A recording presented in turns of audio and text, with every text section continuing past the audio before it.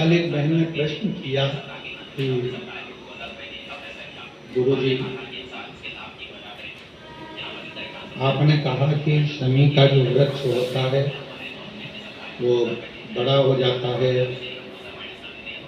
बड़ा होने के बाद उसको घर में नहीं रखता,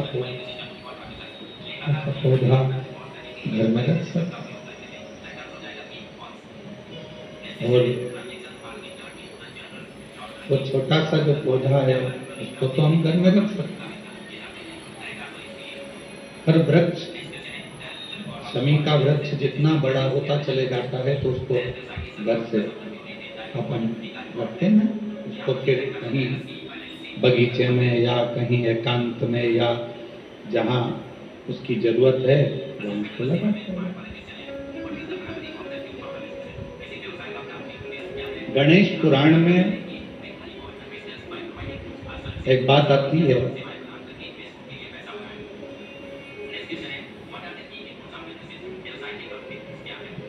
कि शमी का जो वृक्ष होता है वो रोग को खींच लेता, बीमारी को खींचता, तकलीफों को खींचता, दुख को खींचता, शरीर के रोगों को वो खींच लेता।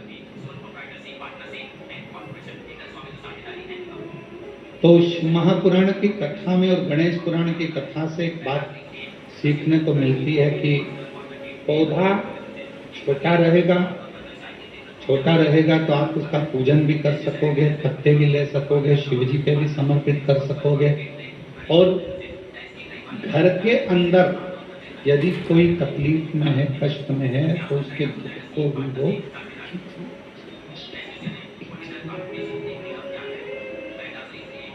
उसके कष्ट को, उसके दुख को वो खींच लेता। पर जैसे ही शमी का पौधा बड़ा हुआ, शमी का वृक्ष बड़ा हुआ, और उस वृक्ष के इर्द गिर्द से अगर निकल जा रहा है, शमी के उस वृक्ष के आसपास से इर्द गिर्द से अगर कोई निकल कर जा रहा है तो उसके भी रोग को वो खींचता,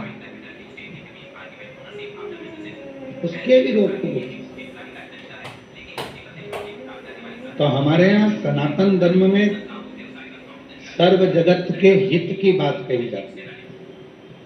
कि शमी का जब पौधा बड़ा हो जाए, शमी का वृक्ष जब बड़ा हो जाए, शमी का पौधा जब बड़ा हो गया तो उसे कहीं अच्छी जगह पर लगा दिया जाए जिससे सर्व जगत के दुखों को वो खींचता रहे, सबके रोगों को समाप्त करता रहे, सबके रोगों को वो खींचता रहे, समाप्त करता रहे। सर्व जगत के हित। छोटा है पौधा अपने में। शिव महापुराण में 5 वृक्षों का जो वर्णन किया गया, पहले नंबर पर है बेलपत्र का वृक्ष, दूसरे नंबर पर है शमी का वृक्ष, तीसरे नंबर पर है आंवले का वृक्ष, चौथे नंबर पर है पीपल का वृक्ष और 5वें नंबर पर है वट। ये हमको बल देते हैं और हमें जो बल प्रदान करते हैं, हमें जो एनर्जी देते हैं, हमारे दुखों को ये नष्ट करते हैं, हमको एक अलग से बल इन पौधों से, इन वृक्षों से प्राप्त हो, हमें प्राप्त हो। और वो जो बल है और हमको जो बल मिलता है वृक्षों के नीचे बैठकर, इन वृक्षों के नीचे भगवान का भजन कर कर, स्मरण कर कर, कीर्तन कर कर, मंत्र जाप कर कर, नाम जाप कर कर, वो बल एक अलग है, वो बल एक अलग। और शंभु है वो हमको एक एनर्जी, एक बल। और उस पौधे के नीचे थोड़ा प्रेशर बढ़ा दो, उस पौधे के नीचे जब हम बैठते हैं,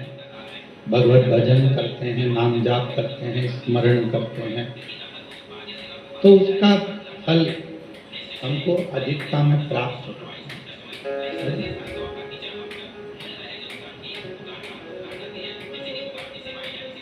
एक असुर हुआ